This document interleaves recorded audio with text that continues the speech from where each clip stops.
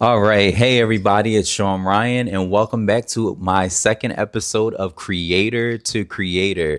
I'm so excited about this segment today because I have a very special guest. I'm sure you've seen her on my channel before or any other things that I've done in my career.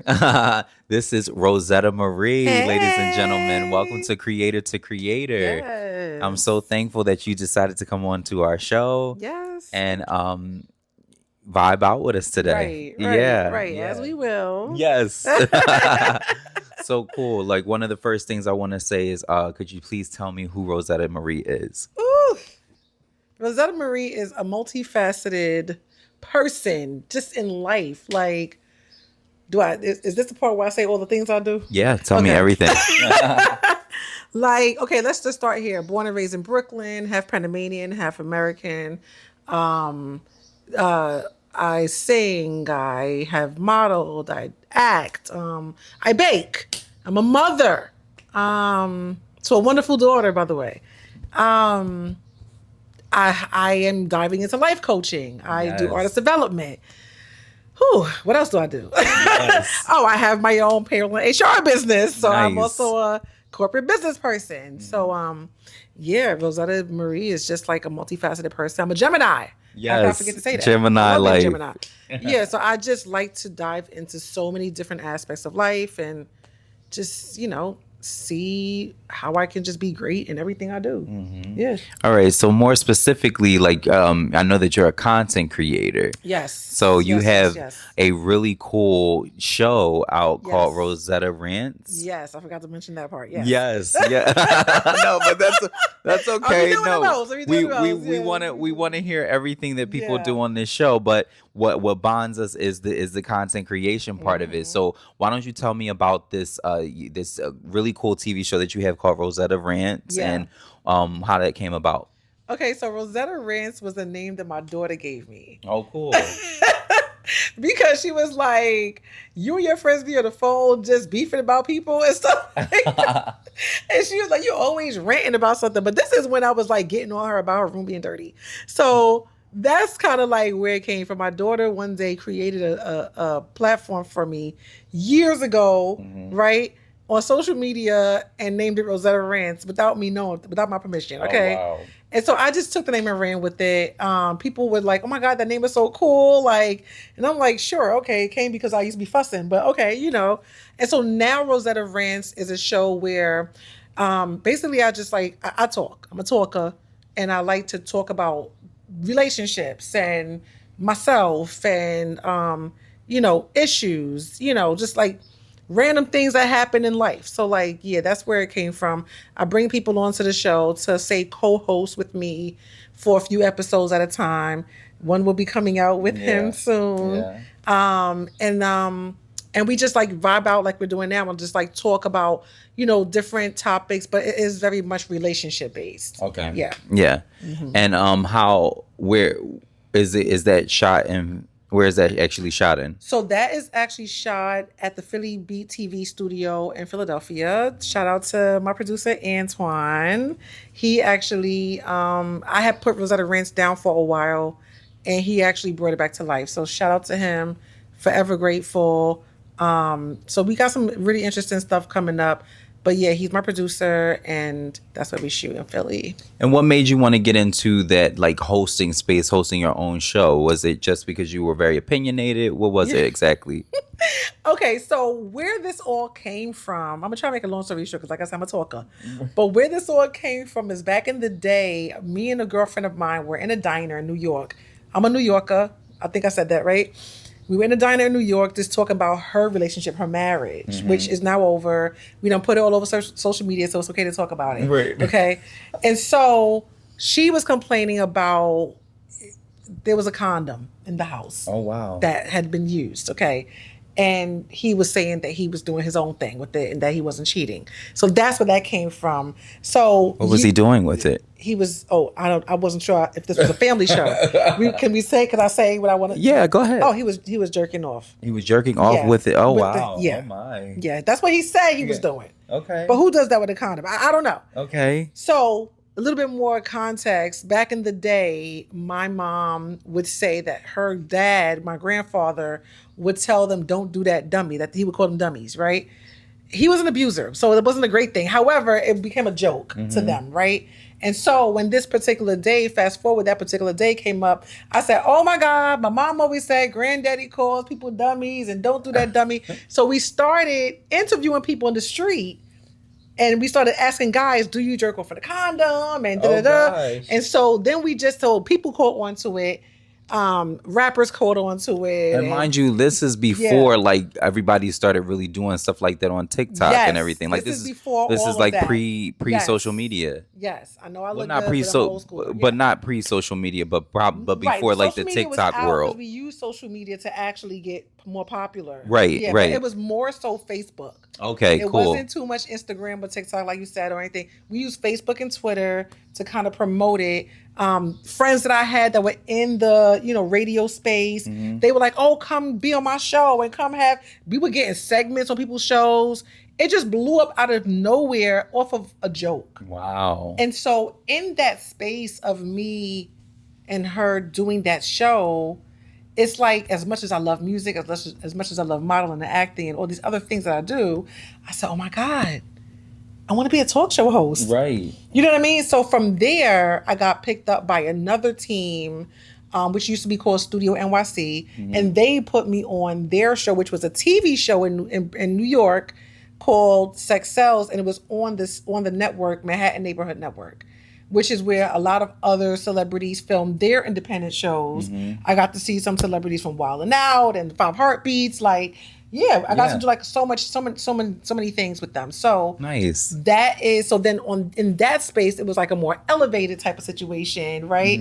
And now this is like my show, and that's why I met Dr. Dre from Yo MTV Raps. Wow. Who is now one of my mentors.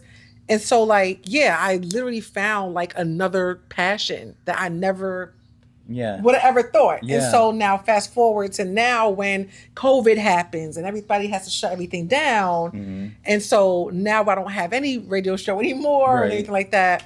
Then that's so is COVID the reason why that whole radio show kind of got removed? Yeah, that's why, they kind of like lost their contract. Did they lose their contract? Well, you're going to edit this, right? Well, I mean, we can just talk freely. But they lost, the studio that they were filming out of, the network, COVID shut them down too. And so then the team I was working with, they had to have like a contract for a certain period of time to be able to film out of there. And then that expired. And it was just like a lot of work, I guess, to just get it back up. I should have put this on mute. My wonderful daughter. Let me just, so that's basically how that happened. And then it became like just the idea of like, now that I am in the greater Philadelphia area, just having to go back and forth to New York so much. It was just a lot. It became a chore. And so I said, I need to figure out my own thing. Yeah. You know? So how do you, how my channel would know Rozetta Marie is because we have a record out, shameless plug, called Confessions. Everybody run them streams up and run them numbers up. Like, but how would you say that content creation and music, because both of us are of an age where we remember where social media was not used to break an artist. And how would you say social media and content creation moves in conjunction with your music now? Does that make sense? Did I ask it correctly? I think you did ask it correctly. Okay. Ask it correctly. We hope so. Because I'm slow with putting out music. Right. But let's talk about that. Why are you slow about putting out music? Let's keep it all the way real. Yeah. It's expensive. It's expensive, ladies and gentlemen. We are independent artists. Right. We have our own label. Yeah. And we don't have Warner, Sony, and Universal to back us. So it's like, not yet anyway. Not yet. What's up, y'all? Like, A&R set us up. We here. But it's like, but when you're doing this independent thing, it is expensive. Yeah. And we still have to live, eat, and do all the things that you guys do while still trying to do our passion, which is extremely expensive. Right. Some of y'all just making $20, $30 an hour, $40 an hour. our studio time is sometimes 60, 70, $80 an hour. Right. More, sometimes more. And then they want to. Then you got the people that want to nickel and dime Nickel you. and dime you. You They know, wanna you got charge to charge you for the mix. You got to the charge mix. for the They wanna master. charge We you have for to the send money to the Oh, then you distribution gotta pay an companies. extra $10 Right. for Acapellas. acapellas. Oop. Then you guys pay an extra 15 For the performance track. 15.50 for a performance track. Like, Right. come on. Right. Let it be all inclusive. So that's what I'm trying to say. Like, you got to understand when. No shade to nobody though. Yeah, no shade to nobody. But Don't it's speak like, on it. but you know, like it's real out here. Like, it costs money to be able to do what you do. Right. And sometimes, you know, not everybody is good at just doing it by themselves. But you know, that's just something that. But anyway, back to the question. Right, What do you think is how do you think your music and your content creation sort of move in conjunction with each other?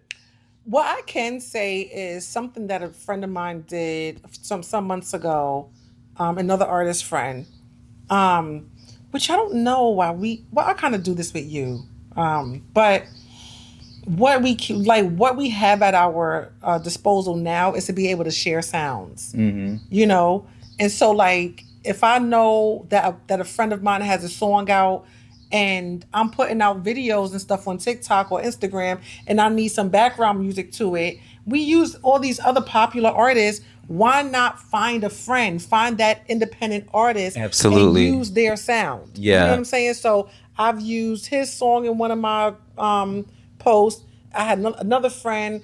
I said, hey, if I use yours, because she was looking for people to help promote her song, right? So I said, hey, I'll help promote your song, but you got to help promote one of mine. Right. You know what I mean? And so that is something that I think is great with social media for an artist, right? The opportunity to use someone's sound, even use your own sound in your own videos. Yeah. You know, and that kind of like helps you market yourself, you know, in a free space. Also, you know, visuals are so important. Yeah. People don't really like, I don't think people back in the day when I first started doing music understood how important visuals were, right? Because even when we did our podcast, initially it was just what a podcast really used to be, which was just sound. It wasn't, you couldn't see the people, right? Nowadays, people call all kind of things podcasts. That's not, it's a video. It's not a podcast. It's a video, right. You know what I mean? Like, it's a vlog. It's not a blog, you know? So back in the day, a podcast was only audio. And we noticed that when we would post like little excerpts of whatever we did on Facebook, where you could see us, people gravitated toward that more. Okay. And so when we went to a new studio and were audio visual, then we had 20, 30,000 people watching our show. We had never hit numbers like that before. Wow. And so with that being said, back to the social media question, social media gives you all aspects. You have audio, you have visual, and you can, in the TikTok space anyway, you can be yourself. Instagram, y'all know good and well you can't be yourself on Instagram. I don't know what it is about the Instagram culture, but you know, so you can show off so much of what you do on social media, and people will catch on, you know, if you're consistent enough. Yeah. So yeah, I mean, and I think also there's like a level of insider hacks and things like that really kind of help you get put on too. I guess, like what? So meaning like knowing the right hashtags, knowing the right time, knowing the algorithms, and all those things really kind of like determine a lot of the success for certain things. Yeah, I agree. And then I think that there's also those people who they really do just get lucky and they chose the right thing, and you know, the video blows up, and I think that that's great. We hope that happens to one of us. I wish you a viral video. Right. I wish you a viral video too. Right. But let's also remember that you also have those ones that pay for their followers. Right. So I didn't want to say that, but yeah, it's the truth. Yeah, though. I mean, it's the truth. Like, I don't get too all hell bent over, oh, they got so many followers, oh, they have so many views. A lot of people pay for these views and they pay for these followers to get you, because what it is it's so psychological. You see someone looking like they're doing so well, it makes you want to follow them because it makes you think, if I follow them, I can get some tips, or it's just so psychological. Something about looking at someone that looks like they're doing so great. Right. When that person could be broke, busted and disgusted, and paid their last little $30, because trust me, I know how much it costs, okay? They paid a little $30 for 5,000 views. You know what I mean? You don't really know. So it is great to just do it organically. Follow people that are in the space that you want to be in. Right. That helps because that helps the algorithm bring their followers to you as well. And I think also, like, at some point, ladies and gentlemen, you got to meet people in real life. Yeah, That part. People like do it if you more. really like want to expand this to a certain level, like especially us as musicians, somebody got to buy a ticket. Somebody got to show up and really buy the merch, So Yep. it's like you That's what still, people don't I think there realize. is still beauty in doing things organically and just building person by person. Yeah, I love that. That's why I love like music festivals. Music Yeah. festivals, all these like little, I should say little, but all these artist showcases where you got to pay $50 and you're going to get a 3-minute slot. It's about 4,000 people performing that night. You don't get to perform till 2 o'clock in the morning where it's only your mother in the audience left. Sure, that's well and great. That's like, I mean, it's facts, right? That is, you can chalk that up to like, you know what? I need to see how this song going to come off on the stage. But don't expect much out of those. What you can expect much from is a music festival. Yeah. That's what you can expect much from because you can sell merchandise. The networking power is so much greater. It's such a bigger experience that people are actually taking seriously. That people actually do want to come see other artists perform. There are music execs that see other artists perform. Yeah, and I think they're there to see a To see it, performance. It's right. like it's not like you're trying to Right. force somebody to see a performance that they didn't ask for. Right. Most people who are going to the festival are there for the vibes to see where those vibes will take them. Exactly. And yeah. I gained so many followers. I remember when I went to South by Southwest before COVID, and I literally sold pens. Was it pens? Pens, koozies, little can holders, Ooh. wristbands, right? I didn't sell one t-shirt. T-shirts were expensive. I didn't have that much money. But me and my ex, we made t-shirts to just promote me, right? Get yourself a team, get yourself some markers and some glitter, make a Right. t-shirt, right? And literally, and then I had download cards. Yeah. Don't sleep on download cards. Because I'm at a festival, I'm gonna tell you what happened. Some people didn't buy anything, but they was like, "Oh yeah, I saw you performing. Here's $20." Do you know how many times I got $20 and they didn't buy a darn thing? They just liked my performance and wanted to add to the collection plate. Wow. Okay, my trip to South by Southwest was $900. I made about $600 from selling stuff. Wow. Okay. So because people are there to support, that's why they're there. Those artist showcases where you got 10,000 people performing and you stay till 2 o'clock in the morning, that people aren't there to support you. They're there for themselves. But it was other artists that just contributed to the pot. Just because. Yeah, because they know that we're all in. I think we are more stronger together. Yes. So I think like it's really important to try to like leave the ego at the door. And one last thing, what do you think is we're at the end of our segment actually of Creator to Creator, but I have one last question for you. What do you think, what are your words of advice for anybody who's trying to get into content creation? Trying to get into content creation is don't think too hard. Let it flow. Just put stuff out. Understand that your life is interesting enough. Don't worry about how interesting somebody else look because you are interesting enough. There is something about you that people want to see that they can't see on nobody else's page. So don't overthink it. If you want to post that you made breakfast this morning, post it. You want to post that you want to talk about something, talk about it on camera. Because eventually you will find your niche. And then you go with that. Yeah. You know what I'm saying? But just start somewhere. Because if I tell you I spent so many years not starting anywhere and just sitting around trying to figure it out until I just started posting. I would just post my feet in the bed or Right. you see or I would just talk on the camera like, let me tell you what just happened today. Right. You know what I mean? Like just start somewhere because you are interesting enough. Right. Absolutely. So definitely, Rozetta Marie, please tell everybody where we can find you. How many pages I got? Okay. My main Instagram page is Rozetta Marie Sings, ROZETTA like zebra. ETTA Marie sings. My main TikTok page is Rozetta Rant. ROZETTA RANTZ. So that's it. All right. Thank you so much for being on our show. Thank you for having me. I'm so Sean. excited to continue this segment going. This has been Creator to Creator. And I hope everybody out there continues to create, continues to know that they are valued, and that they can be and do anything that they put their mind to, making purpose popular. I'm so proud of you. That's so good. I love it.